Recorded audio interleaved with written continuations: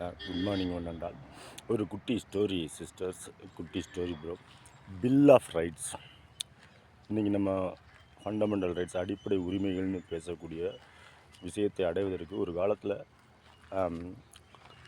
லண்டனில் இருந்த மகாராஜரை நோக்கி பொதுமக்கள் அனைவருமே தங்கள் போராட்டத்தின் மூலமாக எங்களுக்கு இந்த உரிமையை கொடுங்க, இது எங்களின் அடிப்படை உரிமைன்னு போய் கேட்டு அதில் வந்த வார்த்தை தான் அந்த அந்த அதன் மூலமாக போட்ட ஒரு செப்பேட்டு அரசாணை தான் பில் ஆஃப் ரைட்ஸ். 1600கள் 700களில் நடந்தது. இந்த கிரேட் பிரிட்டனில் நடந்த பில் ஆஃப் ரைட்ஸ் உரிமைகளை அரசர் மக்களுக்கு தந்ததுக்கு அப்புறம்தான் அமெரிக்காவில் இருக்க 7 சரத்துக்களை கொண்ட கான்ஸ்டியூஷனாக இருக்கட்டும், இந்தியாவாக இருக்கட்டும், உலகம் ஃபுல்லாக ஒரு ரூல் ஆஃப் லா, ஒரு சட்டத்தின் ஆட்சியை கிரண்ணாமல் உருவாக்கு. எப்பயுமே பாருங்கள், இப்போ மன்னராட்சி காலத்தில் கிரீவன்ஸ் தீக்கிற இடத்துல மன்னர்கள் இருந்தாங்க. அவங்க இறைவனின் பிரதிநிதியாக கருதப்பட்டாங்க. ஆனால் மக்களாட்சி, டெமோக்ரஸி அப்படின்றதோட ஒரு பியூட்டிஃபுல் அழகு என்னென்னா, கிரீவன்ஸை தீக்கிற இடத்துக்கு நல்லா அண்டர்லைன் பண்ணிக்கிங்கிற கிரீவன்ஸை, ஒரு பிரச்சனைக்கு ஒருத்தவங்களுக்கு வேண்டிய விஷயத்தை அரசுகிட்ட இருந்து செஞ்சு கொடுக்குறதுக்கு கிரீவன்ஸை செஞ்சு கொடுக்கும் இடத்திற்கு ஒரு நபர் போகலாம். அந்த நபர் வி த பீப்புள். யாருனாலும் நம் மக்களில் ஒருவர் அந்த கிரீவன்ஸை தீக்கிற இடத்துக்கு போகலாம். இதுதான் நம்மளோட இந்தியன் கான்ஸ்டியூஷன் என்ற சேலியன்ட் ஃபீச்சர்ஸு. இதை ஒருபோதும் பாதித்திடக்கூடாதுன்னு நானி பல்கிவாலா பல முறை ஆர்கியூ பண்ணியிருக்காங்கன்னு சொல்லியிருக்கேன். 77 நாட்கள் ஆர்கியூ பண்ணி அமெரிக்காவிலேருந்து வந்து 1977 எமர்ஜென்சியை கண்டித்து 77 நாள் உச்சநீதிமன்றத்தில் அவங்க வாதாடினது தான் சேலியன்ட் ஃபீச்சர்ஸ் ஆஃப் கான்ஸ்டியூஷன். இந்த TSTR, செக்குலரிசம், சோசலிசம், டெமோக்ராட்டிக், ரிபப்ளிக், இதெல்லாம் முகப்புரியாக வச்சதுக்கு காரணம், இப்போ நம்ம மக்களை இன்னும் கான்ஸ்டியூஷனலைசேஷனே ஆக்கலாம். கான்ஸ்டியூஷனலைசேஷன் ஆக்கலைன்னா, இப்போ நான் சொல்கிறேன்ல, அந்த கல்வி அறிவு, அரசியலமைப்பு சாசனத்தோட கல்வி அறிவை நம்ம மக்கள்கிட்ட பூட்டணும். ஆனால் நல்லா கவனிங்க, கான்ஸ்டிடியூஷனல் டிபேட்ஸ் அப்படின்ற ஒரு புத்தகம் என்னோடய சட்ட ஆசான் இளங்கோவன் அவர்கள் 2005 to 2008 நான் மதுரை அரசு சட்டக் கல்லூரியில் என்ட்ரன்ஸ் எழுதி போகிறப்ப சொன்னது. டெல்லியில் இருக்குது நூலகத்தில். அதை படித்து பார்த்தவங்க எல்லோரும் சொன்னது. இன்றைக்கி நம்ம பேசுகிறோம்ல, ஜாதி, மதம், இனம், மொழி, தேசம், வகுப்பு வாரி பிரதிநிதித்துவம், எல்லா குழுக்களுக்குமே அந்த நான் சொன்ன பில் ஆஃப் ரைட்ஸ் உரிமையை கொடுக்கணும். அந்த குழுக்களிலிருந்து சரியான வீதத்தில், சரியான விகிதத்தில், சரியான ப்ரொபோஷனல் ரெப்ரசன்டேஷனில் எல்லா தரப்பு மக்களின் குழுக்களில் இருந்தும் ஒருவர் அந்த பிரச்சனையை தீர்க்கக்கூடிய ஆஃபீஸின் ப்ராஃபிட்டுக்கு வரணும். அந்த கிரீவன்ஸை தீக்கிற இடத்துல இருக்கவங்க office during discharge of duty அப்போ ஒருபோதும் பயாஸ்டாக செயல்படக்கூடாது, வாய்ப்பில்லை. எப்பயுமே பாருங்கள், during the discharge of duty அப்போ கிரீவன்ஸை தீக்கிற இடத்துக்கு ஒரு ஆள் போகணுன்னு நினைக்கிறது ஒரு வகை. மக்களை வேஜிங் வார்னா என்னென்னா, அரசுக்கு எதிராக மக்களை போராட தூண்டுவது. ரெண்டுக்கு என்ன வித்தியாசம்னு பாருங்கள். இப்போ அரிட்டாப்பட்டி பொதுமக்கள் போராட்டம், ஜல்லிக்கட்டு போராட்டம்லாம் எந்த அரசியல் கட்சியும் நடத்தலை. பொதுமக்களே தாங்களாக திரள்றாங்க, ஜல்லிக்கட்டு எங்களோட உரிமைன்னு கேட்குறாங்க. அப்போ அதை மாநில அரசு, மத்திய அரசோட கவனத்துக்கு கொண்டு போகிறாங்க. இப்போதைக்கு இடைக்காலமாக ஒரு பில் மத்திய அரசு பாஸ் பண்ணியிருக்கு. அது இன்னும் சட்ட வடிவம் முழுமையாக பெறணும். அதை பேஸ் பண்ணி ஒவ்வொரு வருடமும் ரெனியூவல் பண்ணி ஜிஓ போட்டு இங்கே நடக்குது ஜல்லிக்கட்டு. அதே மாதிரி தான் அரிட்டாப்பட்டியில் அதை இயற்கை வளங்களை பாதுகாக்கணும் அப்படின்ற கோரிக்கையை பொதுமக்கள் போராடும் போது அதை அரசு ஏற்றுக்கிருச்சு, மாநில அரசும் மத்திய அரசும். அப்போ ஒரு போராட்டம் எப்போது தொடங்க வேண்டும், எப்போது முடிக்க வேண்டும்ன்றது ரொம்ப முக்கியம். சிவில் ரைட்ஸ் ஆக்டிவிஸ்டோட 2 லிம்ஸ், 2 இன்க்ரீடியண்ட்டை பற்றி பேசிகிட்ருக்கேன். அரசுன்றது தீர்வுகளை செய்கிற இடத்துல இருக்குது. அந்த தீர்வுகளை செய்கிற இடத்துல இருக்க அரசுக்கு நாம் பொதுமக்கள் தங்களோட கோரிக்கைகளை, தேவைகளை, பிரச்சனைகளை கவனத்துக்கு கொண்டு போகிறது ஒரு வகையான சிவில் ரைட்ஸ் ஆக்டிவிட்டீஸ். அது அகாடமிக்ஸு, செமினார்ஸு, அரங்கக்கூடங்கள், சில பேர் மக்கள் மன்றங்களில் பேசி, பொதுமக்கள் மேடைகளில், தெரு வீதிகளில் பேசி, அதன் மூலமாக ஒரு கலெக்டிவ் பொதுமக்கள்கிட்ட விழிப்புணர்வை ஏற்படுத்தி அதை அரசின் கவனத்துக்கு கொண்டு போய் அதுக்கு தீர்வை ஏற்படுத்துவாங்க. ஸோ இன்னொரு வகை இருக்குது, சிவில் ரைட் ஆக்டிவிஸ்ட்டில் ஒரு வகை கிரீவன்ஸை தீர்க்கிற இடத்துல இருக்கக்கூடிய ஸ்டேட் அரசு மத்தியிலையும் மாநிலத்தில் இருக்கல அதோட கவனத்துக்கு கொண்டு போய் அந்த தீர்வு நடந்துருச்சுன்னா அந்த பிரச்சனையை ஃபுல் ஸ்டாப் வச்சுறது ஒரு வகை. இன்னொரு வகையான சிவில் ரைட்ஸ் ஆக்டிவிஸ்ட்ஸ் இருக்குது. என்னென்னா, இப்போ இஸ்தான்புல் துருக்கியில் ஒரு பிரச்சனை, உள்நாட்டை குறை சொல்லி எங்கள் உள்நாட்டில் வந்து பாகுபாடு இருக்குது, எங்கள் உள்நாடு சரியில்லை அப்படின்னு ஒரு எழுத்தாளர் எழுதுனார்னா அவருக்கு புக்கர் ப்ரைஸும் ஆஸ்கார் விருதும் ஐநா சபை மனித உரிமை போராளி விருதும் கிடைக்கும். அது எப்போதுமே நெகட்டிவேட்டட், ஒரு எதிர்மறை பார்வை உடையது. நான் என்னோடய சிற்றறிவு கேட்டுன்னு தான் சொல்கிறேன். பிள்ளை பொறுத்தவரைக்கும் we the people of India கான்ஸ்டியூஷனை 200 ஏறத்தாழ ஒரு 300 பேருக்கு உட்பட அரசியல் சாஸ்திர நிபுணர்கள் உருவாக்குறாங்க. அதை டிராஃப்டிங்கோட தலைவர் பீமா ராவ் அம்பேத்கர். அவர் let it leave it to the people அப்படின்னு சொன்ன வார்த்தையை நல்ல கவனிங்க. நாம் இப்போ அரசியலமைப்பு சாசனம் தீட்டுறோம், எல்லா மக்கள் குழுக்கள்லேருந்து பிரதிநிதிகள். அப்போ யார் நில சுவர்ந்தாரர்கள் கற்றறிந்தவர்கள் மட்டும்தான் பங்கேற்றாங்க. எல்லாருக்குலாம் அப்போ ஓட்டுரிமை கிடையாது, அவர் சட்டம் இயற்றிய காலத்தில். இப்போ நம்ம 18 வயசு கூட ஓட்டு போடலான்றப்ப அரசியலமைப்பு சாசனத்தில் திருத்தம் ஏற்படுத்தணுன்றதில் போராளிகள் மாறுபடுறாங்க. காலங்காலமாக நாங்கள் வந்து மத ரீதியாக பாதிக்கப்பட்டிருக்கோம், அதனால் என் மத உரிமையை பாதுகாக்கணும். காலங்காலமாக நாங்கள் இந்த மொழியால் பாதிக்கப்பட்டிருக்கோம், இந்த இனத்தால் பாதிக்கப்பட்டிருக்கோம், இந்த ஜாதியால், இன்னொரு மதம், இன்னொரு மொழி, இன்னொரு இனம், இன்னொரு ஜாதியால் நாங்கள் பாதிக்கப்பட்டிருக்கோன்ற ஒரு கோரிக்கையை முன்னெடுக்கிறவங்க எல்லாருமே போராளியாக தன்னை நினைத்து கொடுக்குறாங்க.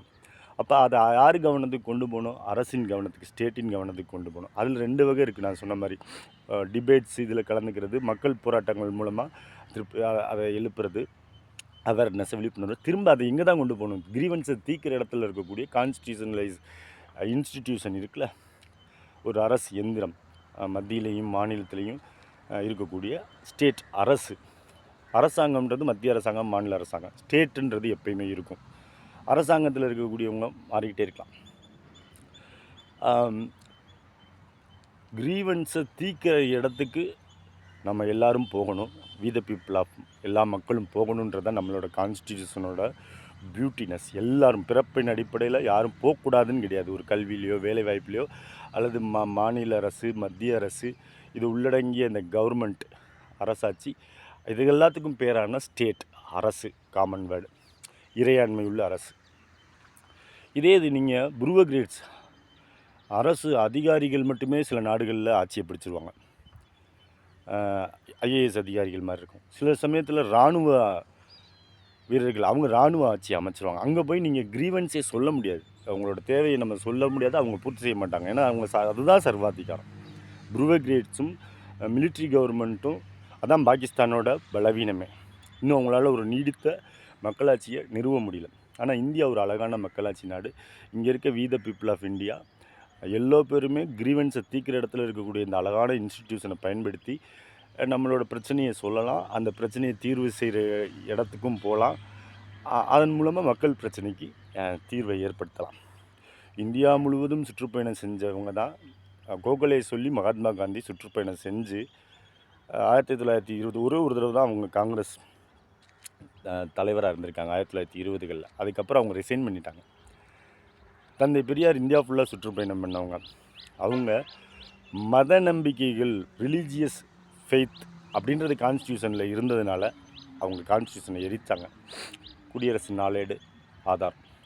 பீமாராம் அம்பேத்கர் கான்ஸ்டியூஷனை எழுதி 1950க்கு அப்புறம் அதை எனாக்டட் பண்ண பின்னாடி 56ல் அவங்க சட்ட அமைச்சராக இருக்கும் போது அவங்களும் தன்னோட பதவியை ரிசைன்மெண்ட்டு கான்ஸ்டியூஷனை எரித்தாங்க. ஏன்னா நாங்கள்லாம் உருவாக்கின கான்ஸ்டியூஷன் பிரகாரம் இங்கே ஒரு சிஸ்டம் இயங்கலை, ஸ்டேட்டு மக்கள் அதுக்கு தயார்படுத்தலை அப்படின்றது. அப்போ எல்லாத்துக்குமே ஒரு சோசியல் கான்சியஸ்னஸ், ஒரு இட்டியாலஜி, காரணம் இருக்கும், அதற்கு ஒரு சொல்யூஷன் இருக்கும், ப்ராப்ளம் சால்விங்.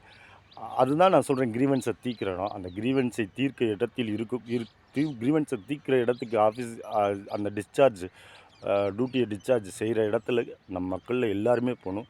எல்லா தரப்பு குழுக்கள் மக்களோட பங்கேற்புடன் கூடிய ஒரு புதிய அரசியலமைப்பு சாசனம் அமையணும்.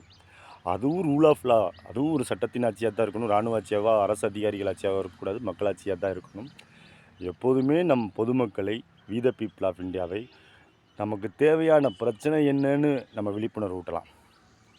அந்த பிரச்சனையை தீர்க்கிற இடத்துல இவங்கெல்லாம் இருக்காங்க. இது 4 தூண்கள் இருக்குது.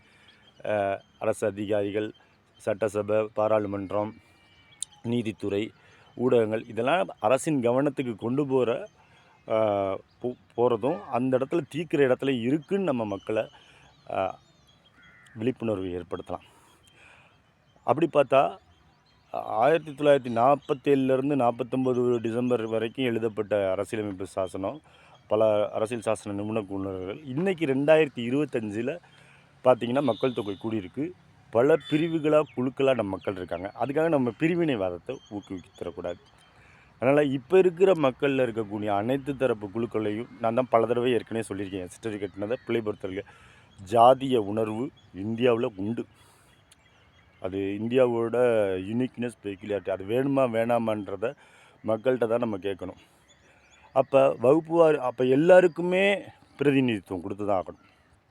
எல்லா தரப்பு மக்கள், ஒவ்வொரு மக்களும், ஒவ்வொரு கல்வி படித்தவங்களும் எங்களுக்கான பிரதிநிதித்துவம் இல்லைன்னு சொல்கிறாங்கன்னா அவங்கள கூப்பிட்டு அவங்கள ஒரு ஆளை தான் பிரதிநிதி ஆக்கணும். எந்த மக்கள் ஜாதி ரீதியாகவோ, மத ரீதியாகவோ, மொழி ரீதியாகவோ, இன ரீதியாகவோ இருக்காங்களோ, அல்லது தொழில் ரீதியாக, இப்போ பாருங்கள் சாஃப்ட்வேர் இன்ஜினியர்னு இருக்குது, அதுலேயே பல பிரிவுகள் இருக்குது. அதில் ஒரு வாய்ப்பு கொடுக்கணும். மருத்துவத்துறைன்னு எடுத்துக்கிட்டிங்கன்னா எங்கள் ஃபிசியோதெரப்பியில் அவங்க எல்லாருமே ஒரு இண்டிபெண்ட் கவுன்சில், நாங்கள்லாம் தனி சுதந்திரமான ஒரு தன்னாட்சி உடைய மருத்துவர்கள், இப்படி கோரிக்கைகளை எழுப்புறாங்கன்னா அந்த மக்களில் ஒருவரை அதற்கு அந்த சட்டம் இயற்றி அந்த சட்டத்தை கிரீவன்ஸை தீர்க்கிற இடத்துல வைக்கணும். எந்த மக்களுக்கான பிரச்சனை இருக்கோ அந்த மக்களில் இருந்து ஒரு பிரதிநிதியை தேர்ந்தெடுத்து அவர் மூலமாக கிரீவன்ஸை தீர்க்கிறது மட்டும்தான் ஒரு அழகான பியூட்டிஃபுல்னஸ் ஆஃப் கான்ஸ்டியூஷன். அதை நோக்கி இந்த மக்களை விழிப்புணர்வு ஏற்றணும். ஆனால் இந்த இடத்துல நான் சொல்ல வர்றது என்னென்னா, நம்ம போயிடலாம். இப்போ காரல் மார்க்ஸ் சொன்ன மாதிரி தான், ஸ்டேட் இஸ் வித்தரவே, அரசு என்பது உலர்ந்தும் உதிர்ந்தும் போதும், உலர்ந்தும் உதிர்ந்தும் போயிடும்னு அவர் நம்பினார். அவர் சொன்ன காலத்தில் இருந்ததெல்லாம் இண்டஸ்ட்ரியலைசேஷன், உடைமைதாளர்கள், அதை பேஸ் பண்ண அரசுகள். ஆனால் மக்களாட்சியோட பியூட்டி என்னென்னா, அந்த இன்ஸ்டிடியூஷன் அழகானது. டெமோக்ரஸியில் உருவாக்கப்படுற இன்ஸ்டிடியூஷன், மக்களாட்சியில் உருவாக்கப்படுற இன்ஸ்டிடியூஷன் ரொம்ப அழகானது, பியூட்டிஃபுல்லானது. அதில் கிரீவன்ஸை தீர்க்கிற இடத்துல இருக்க அந்த ஸ்டேட் அரசு, அப்புறம் மத்திய அரசு, மாநில அரசு, கவர்மெண்ட். ஸ்டேட் வேறு, கவர்மெண்ட் வேறு. அதுக்கு தான் நான் ஏற்கனவே உதாரணம் சொல்லியிருக்கேன். சுதந்திர தினம் என்பது நம் மக்களில் இருந்து ஒருவர் நம்ம நாட்டை சுதந்திரமாக ஆள்றது. பட் குடியரசு என்பது அந்த நாட்டின் அரசின் தலைவர், அரசாங்கத்தின் தலைவர் நம்ம மக்களில் ஒருவராக இருந்தால் அதுக்கு பேர் சுதந்திர தினம், ஆகஸ்ட் 15. ஆனால் அரசின் தலைவர், இறையாண்மையுள்ள அரசின் தலைவரே நம் மக்களின் ஒருவராக இருந்தால் அது குடியரசு. அது இன்னும் வேறு எந்த நாட்டில், அமெரிக்காலேயோ, கனடாலேயோ, ஆஸ்திரேலியாவிலேயோ, இன்னும் இங்கிலாந்து ராணி தான் குடியரசு, அந்த ஸ்டேட்டோட தலைவராக இருக்காங்க. ஆனால் இந்தியா அழகான பியூட்டிஃபுல்லான கான்ஸ்டிடியூஷன். நம் மக்களில் இருந்து தான் ஒருவர் ஸ்டேட் அரசின் தலைவராகும், நம் மக்களில் இருந்து ஒருவர் தான் அரசாங்கத்தின் பிரதிநிதியாக கவர்னன்ஸில் இருக்கணும்னு சொல்லக்கூடிய இந்த பியூட்டிஃபுல் கிரீவன்ஸை தீர்க்கக்கூடிய இடத்துக்கு அனைத்து குழுக்களிலிருந்தும் பங்கேற்கக்கூடிய ஒரு ஆக்கப்பூர்வமான கான்ஸ்டியூஷனல் டிபேட்ஸ், நான் ஏற்கனவே சொன்ன புத்தகம், அதை வலியுறுத்தி இன்னொரு கான்ஸ்டியூஷனல் டிபேட்ஸை கூட நடத்தலாம் மக்கள்கிட்ட. கிரீவன்ஸை மக்களை நாம் கல்வி சார்ந்து வழி நடத்தலாம். ட்ரெடிஷனல்ஸ் எப்பயுமே இருக்கும், வழக்காறுகள் இருக்கும், மூட நம்பிக்கைகள் இப்படிலாம் இருக்கும். நாம் தான் நம்ம மக்களை அறிவியல் பூர்வமாக தயார்படுத்தணும். நாம் உயிரோடு இருக்கலாம், இல்லாமல் போகலாம். ஆனால் பள்ளிக்கூடம், மருத்துவமனை, சட்டம் இயற்றக்கூடிய பாராளுமன்றம், சட்டசபை, இதெல்லாம் இருக்கும் தானே. அதெல்லாம் பிரச்சனையை தீர்க்கிற ஒரு அழகான கல்விக்கூறுகள், கல்வியால் நிபுணர்கள் அடங்கியது தானே. அதை நம்ம உயிர்ப்பிக்கலாம், செறிவூட்டலாம், செழிப்பூட்டலாம். ஒருபோதும் அதை நம்ம பயன்படுத்த தவறிடக்கூடாது. கிரீவன்ஸை தீர்க்கக்கூடிய அழகான ஒரு சிஸ்டத்தில் டெமோக்ரஸியை நம்ம வச்சுருக்காங்க, அரசியல் சாசனத்தை. அதை பயன்படுத்தி எப்போது போராடணும், பிரச்சனை இருக்குது, தேவைக்காக போராடலாம். அதை யாருக்கு கொண்டு போகணும்? அரசின் கவனத்துக்கு. அந்த கவனத்துக்கு கொண்டு போய் அந்த தீர்வை வாங்கின பின்னாடி அந்த போராட்டம் நிறைவு பெற்றணும். இதுதான் ஆக்கப்பூர்வமான ஜனநாயகத்தின் மீதான உண்மையான புரட்சி. உண்மையான போராளிகள்னால் இப்படி தான் நடந்துக்குவாங்க. சிற்றறி கட்டணும்னு சொல்லியிருக்கேன். பிள்ளை பொறுத்தலுக்கு அடுத்தடுத்து என்னால் முடிஞ்ச வரைக்கும் பகிர்ந்துக்கிறேன். Feel is that's help, go at and rule your owner. Thank you.